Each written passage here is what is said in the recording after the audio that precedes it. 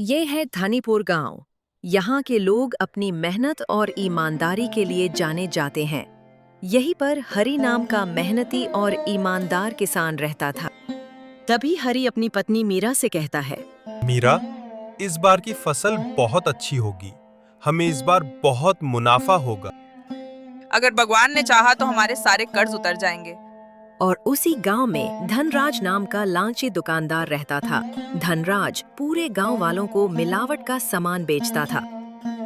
ज्यादा माल कम रेट पर बेचूंगा और घटिया माल गांव वालों को दूंगा, तभी तो मुनाफा होगा। तभी धनराज का नौकर कहता है, मालिक, लोगों को तो पता भी नहीं चलता घटिया सामान का। यही तो मेरी पैसा कमाने की ताकत है। तभी हरी धनराज के यहाँ पर फसल के लिए बीज लेने आता है। अरे आइए आइए, क्या दूं आपको? धनराज भैया, अच्छे बीज देना, मुझे अपने खेत के लिए चाहिए। हाँ हाँ, अभी लो बढ़िया बीज। अरे हाँ, अभी लो बढ़िया बीज। ये कहकर धनराज हरी को बीज देता है और हरी उसे लेकर अपने घर की तरफ निकल पड़ता है।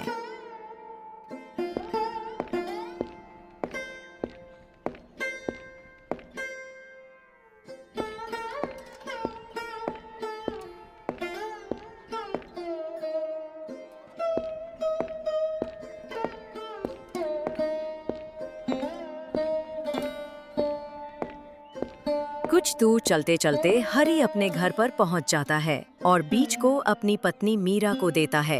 बीज को देखकर मीरा हरी से कहती है, अरे ये बीज तो कुछ अजीब लग रहे हैं। अरे ये बीज धनराज भैया ने दिए हैं, भरोसा तो करना ही होगा। अच्छा ठीक है, कल ये बीज आप अपने खेतों में लगा देना। अच्छा ठीक है भाग्यवान। अगले दिन हरी अपने खेतों में बीज लगाने जाता है।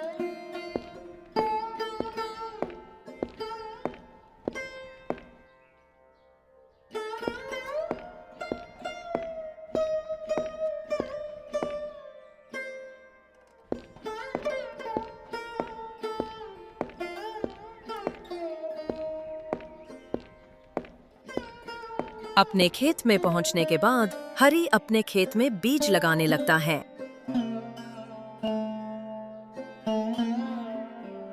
अब बस मेरे खेत में जल्दी से फसल उगे और मैं अपने सारे कर्ज उतार पाऊं। वैसे भी कर्ज वालों ने जीना मुश्किल कर दिया है। यह कहकर हरी अपने घर की तरफ निकल पड़ता है।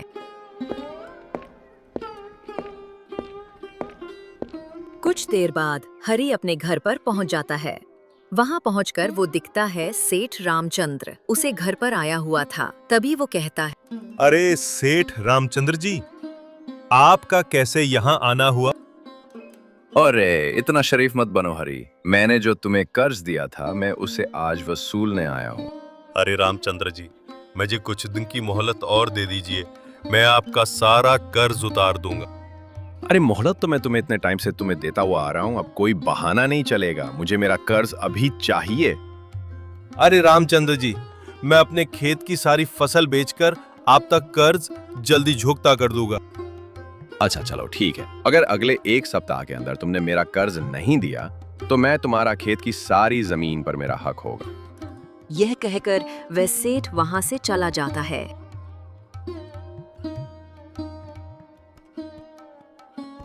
सेठ के जाते ही मीरा हारी से कहती है, अजी सुनिए, एक सप्ताह तो बहुत कम टाइम है, हम इतनी जल्दी इतने सारे पैसों का इंतजाम कैसे करेंगे? अरे सब ठीक हो जाएगा, अपने खेत की सारी फसल को बेचकर इसका सारा कर्ज इसको दे देंगे। अरे क्या सारी फसल बेचकर भी हम इसका कर्ज उतार पाएंगे? सारा तो नहीं, पर थोड़ा सा कर्ज रह जाएगा और बाकी के कर्ज के लिए थोड़ा सा वक्त ले लेंगे। मुझे नहीं लगता उसके बाद हमें ये मोहलत देगा। अरे चलो, जो होगा देखा जाएगा, मुझे बहुत भूख लग रही है, खाना लगा दो। उसके बाद हरी और उसकी पत्नी मीरा खाना खाने जाते हैं और खाना खाने के बाद वह दोनों सोने के लिए चले जाते हैं। और अगले दिन हरी अपने खेत में फसल देखने के लिए जाता है।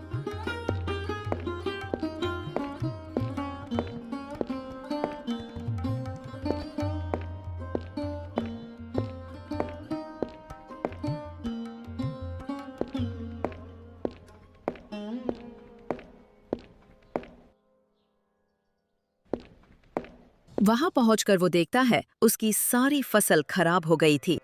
है राम जी, क्या हो गया? मेरी फसल तो सारी खराब हो गई, अब क्या होगा? सेठ रामचंद्र जी का कर्ज कैसे चुकाऊंगा अब मैं? चलो घर जाकर मीरा को ये बात बताता। उसके बाद हरी हताश मुंह लेकर अपने घर की तरफ निकल पड़ता है।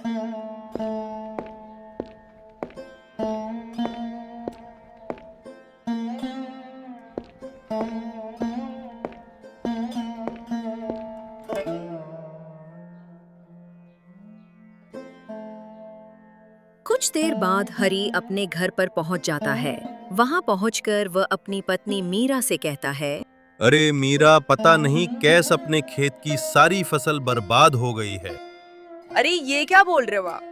ऐसा हो गया तो हम रामचंद्र जी का कर्ज कैसे चुकाएंगे? अरे ये सब मुझे नहीं पता, पर ये सब हुआ कैसे?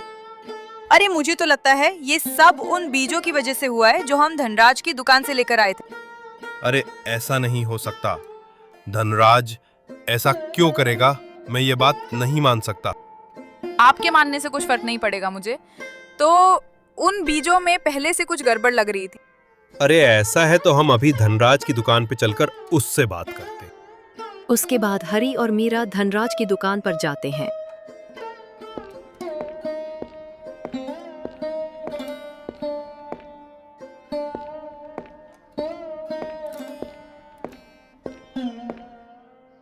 कुछ देर बाद हरी और उसकी पत्नी धनराज की दुकान पर पहुंच जाते हैं। वहां पहुंचकर हरी कहता है, धनराज, तुमने जो मुझे बीज दिए हैं वो सारे बीज खराब थे। तुम्हारी वजह से मेरा सारा खेत खराब हो गया। अरे क्या बकवास कर रहे हो तुम? मेरी दुकान का सारा सामान एकदम बढ़िया क्वालिटी का है। अरे मैं कोई बकवास नहीं कर रहा। अगर मुझ पर यकीन नहीं है तो मेरे खेत में चलकर देखो। अरे ऐसा है तो चलो मुझे भी ले चलो अपने खेत पर, मैं भी तो देखूं ऐसा क्या हो गया।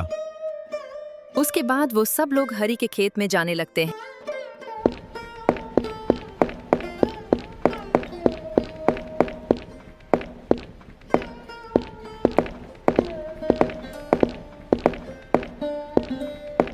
कुछ देर चलने के बाद वह सब लोग हरी के खेत में पहुंच जाते हैं। तभी हरी कहता है, ये देखो धनराज, तुम्हारे बीजों की वजह से क्या असर पड़ा है मेरे खेत पर। अरे ऐसा नहीं हो सकता मेरे बीजों, मैं कोई गड़बड़ नहीं हो सकती। जरूर तुम्हारे खेत में ही कुछ गड़बड़ है।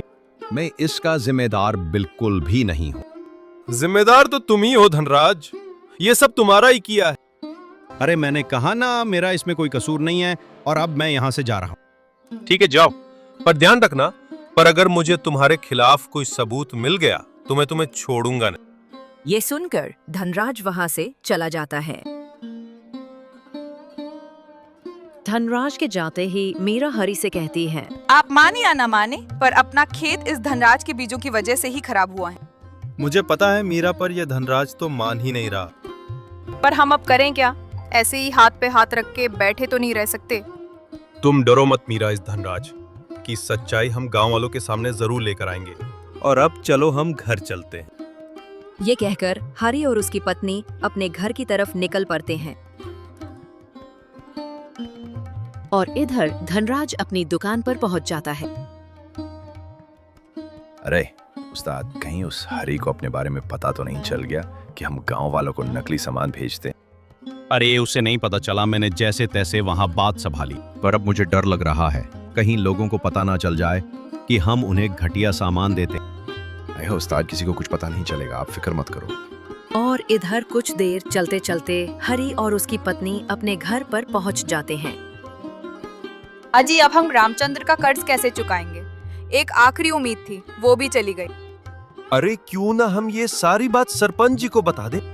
पर हमारे पास धनराज के खिलाफ कोई सबूत नहीं है, तो सरपंच जी हमारी बात पे यकीन नहीं करेंगे। अरे हम ऐसा करें, क्या धनराज के नौकर के घर पे चलते हैं?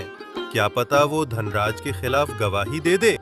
मुझे तो नहीं लगता, पर हम चलकर जरूर देखेंगे। ये कहकर हरी और उसकी पत्नी धनराज के नौकर के घर पर जाने लगते हैं।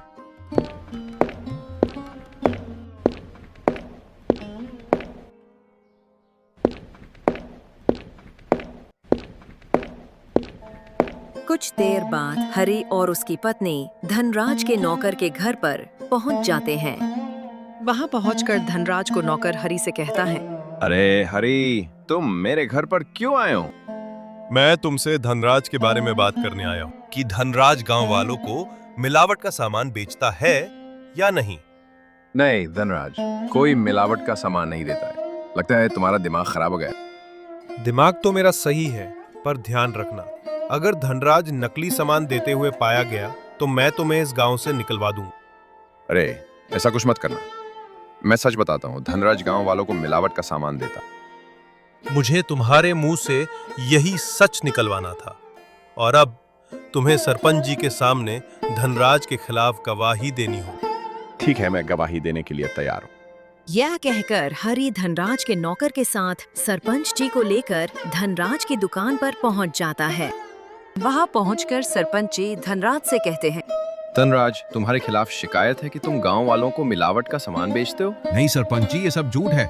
ये हरी झूठ बोल रहा है। ये आपको मेरे खिलाफ भड़का रहा है। अरे अब इतना झूठ मत बोलो धनराज, तुम्हारा नौकर तुम्हारे खिलाफ गवाही दे रहा। हाँ सरपंच जी, हरी सही बोल रहा है। ये धनराज पूरे गांव वालों को मिलावट का सामान बेचता है। अरे सरपंच जी, मुझे माफ कर दो। मैं आज के बाद कोई मिलावट का सामान नहीं बेचूंगा। अब माफी मांगने में बहुत देर हो गई है धनराज। अब तुम्हें कोई माफी नहीं मिलेगी, और अब तुम्हें अपनी दुकान बंद करनी होगी और इस गांव से जाना होगा, और तुम्हें हरी को उसके नुकसान का सारा पैसा देना होगा। शुक्रिया सरपंच जी, आपकी वजह से मैं और मेरा परिवार भूखे मरने से बच गया।